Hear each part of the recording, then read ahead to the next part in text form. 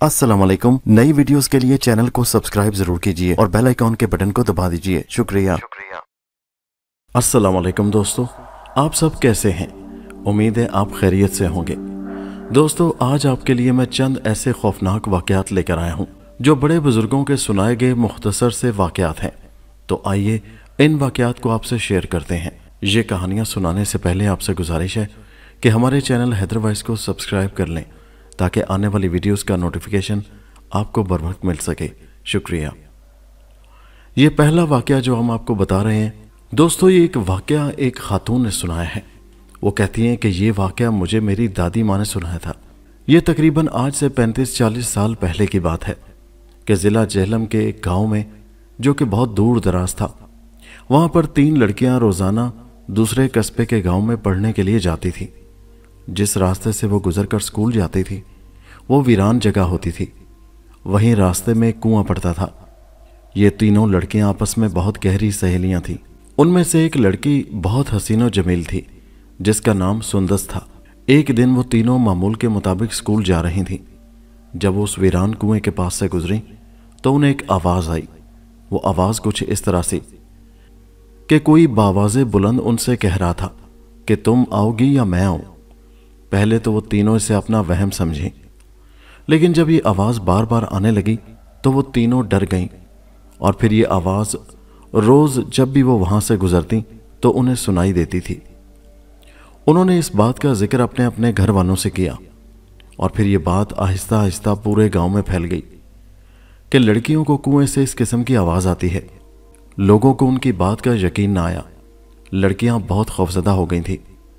लड़कियों ने गांव वालों से कहा कि आप हमारे साथ उस जगह पर चलें। गांव वाले घर से हथियार वगैरह, लाठियां, डंडे उठाकर ले गए कि अगर वाकई ये बात हुई तो वो उस मखलूक का मुकाबला करेंगे। बेचारे भोले लोग, वो क्या जानते थे कि इन मखलूकात का मुकाबला इस तरह लाठियों और डंडों से नहीं किया जाता। लेकिन उन्हें इस बात पर यकीन भी था कि ये गांव के कुछ औबाश लड़कों की शरारत है जो उन लड़कियों को इस तरह तंग करते हैं और फिर पास दरख्त वगैरह में छुप जाते हैं। जब सुबह गांव वाले लड़कियों के साथ उस जगह पर गए तो उन्होंने कहा कि यहाँ से तो हमें कोई आवाज़ नहीं आ रही। इतने में थोड़ी देर बाद लड़कियाँ ज़ोर ज़ोर से कहने लगीं कि अब वो आवाज़ आ रही है, लेकिन गांव वालों को कोई आवाज़ सुनाई नहीं दे रही थी। फिर भी उन्होंने दरख्तों वगैरह में देखा, इर्द गिर्द की झाड़ियों में झांका कि शायद कोई हो तो दिखाई पड़ जाए। एक बार हाथ आ जाए तो उसे डंडों से पीट डालेंगे। लेकिन गांव वालों को कोई नजर ना आया और ना ही कोई आवाज़ सुनाई दी, जबकि लड़कियां मुसलसल इस बात पर इसरार कर रही थीं कि कुएं से कोई कह रहा है कि तुम आओगी या मैं आऊं। इसी तरह तकरीबन सारा दिन गुजर गया और शाम होने लगी। आखिर गांव वालों ने तंग आकर लड़कियों से कहा कि हमें तो कोई आवाज़ सुनाई नहीं देती, तुम ऐसा करो कि तुम ही कह दो कि तुम आ जाओ। लेकिन कोई भी लड़की डर के मारे ये बात कहने को तैयार न थी कि तुम आ जाओ। जब सब गांव वालों ने बहुत ज़्यादा इसरार किया और कहा कि अगर वो चीज़ कुएं से बाहर निकल आई तो हम उसका मुकाबला कर लेंगे, हम उसे मार डालेंगे, सिर्फ तुम तीनों लड़कियों में से कोई ये कह दे कि तुम आ जाओ। आखिर उन तीनों सहेलियों में से उस लड़की ने हिम्मत की जिसका नाम सुंदस था। उसने कुएं के अंदर मुंह करके कहा कि तुम ही आ जाओ। जैसे ही उसने ये बात की, मगरिब की तरफ से बड़े ज़ोर की आंधी आई और उस आंधी के साथ ही अजीब व गरीब खौफनाक आवाज़ें आने लगीं। ये आवाज़ें अब सारे गांव वालों को सुनाई दे रही थीं और हर कोई खौफजदा हो गया था कि इतने में वही गैबी मखलूक जो दिखाई नहीं देती थी लेकिन काले रंग की आंधी जैसी महसूस हो रही थी, वो मखलूक सुंदस को पहाड़ी की तरफ उठाकर ले गई। उसके रोने और चीखने चिल्लाने की आवाज़ें लोगों को आ रही थीं, लेकिन अब ना तो वो उस काली आंधी में खुद नजर आ रही थी और ना वो मखलूक। और फिर एकदम खामोशी छा गई, हर तरफ सन्नाटा हो गया और फिर आंधी ख़त्म हो गई और वहाँ से सुंदस गायब हो गई। गांव वाले बड़े परेशान हुए कि आखिर सुंदस कहाँ गई। वो उसे ढूंढते हुए उसके पीछे गए, हर तरफ देखा, चप्पा चप्पा छान मारा, इर्द गिर्द के टीले, पहाड़ियाँ, वीराने सब देख डाले, लेकिन सुंदस को ना मिलना था ना मिली। अब गांव वाले इस वजह से बहुत शर्मिंदा और परेशान थे कि अगर वो उसे मजबूर ना करते तो वो ये बात कुएं में मुंह करके ना कहती कि तुम आ जाओ और ना ही वो गायब होती।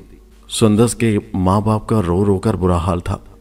गांव वाले कई रोज तक उसे तलाश करते रहे, मगर कोई नहीं जानता था कि सुंदस को जमीन खा गई या आसमान। इस वाक़े को कई साल गुजर गए। सुंदस की माँ बेचारी रो रो कर पागल हो गई और फिर एक रोज मौत के मुंह में चली गई।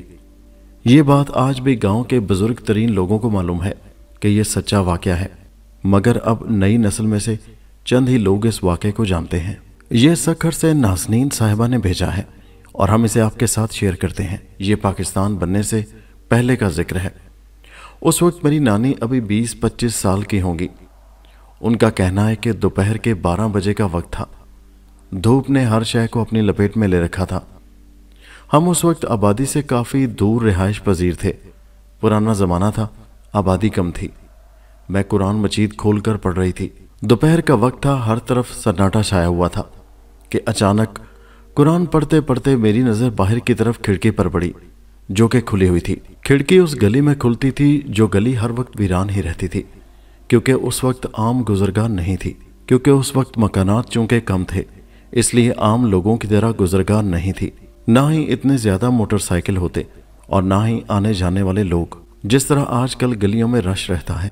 मेरी निगाह एक औरत पर पड़ी और उस औरत को देखकर मेरे रोंगटे खड़े हो गए। एक औरत इंतहाई बदसूरत, जिसके लंबे नाखून थे, चेहरा इंतहाई भयानक, 2 दांत बाहर निकले हुए थे। उसकी शक्ल ऐसी थी कि बड़े दिल गुर्दे वाला भी उसे देखकर गिर पड़े। नानी अम्मा बताती हैं कि मैं शुरू से ही बड़े हौसले वाली हूँ, इसीलिए मैंने अपने हवास को काबू में रखा और कुरान पाक का विर्द और ऊंची आवाज़ में करना शुरू कर दिया।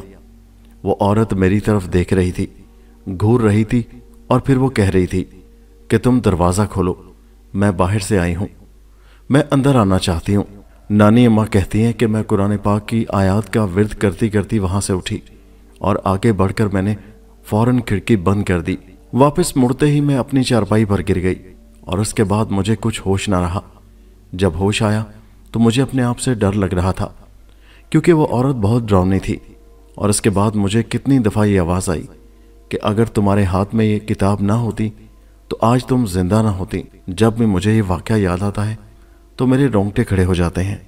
ये वाक़या जिन साहब ने सुनाया है वो कहते हैं कि ये वाक़या मेरे मामू के साथ पेश आया था। ये भी पाकिस्तान बनने से पहले की बात है। उन्हीं की ज़ुबानी सुनते हैं।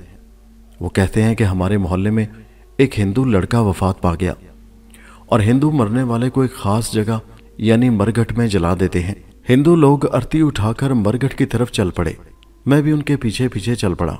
उन्होंने मुर्दे को जलाया और मैं वहीं खड़ा ये सब कुछ देखता रहा। और उसके बाद मुझे एक काम था। वापसी पर रात काफ़ी हो चुकी थी।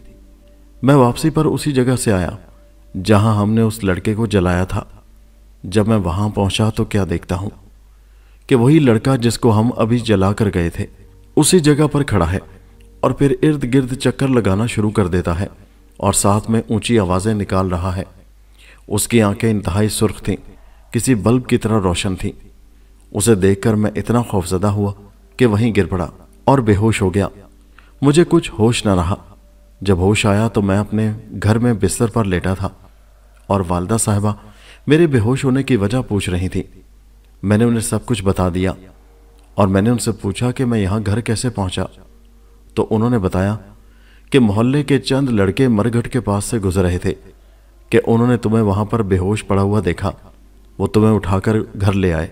मेरे घर वाले हैरान थे कि मैं जिंदा कैसे बचा, लेकिन मुझे बाद में ये ख्याल आया कि अगर वो तावीज़ मेरे गले में ना होता जो अब भी मेरे गले में मौजूद है तो मैं आज जिंदा ना होता।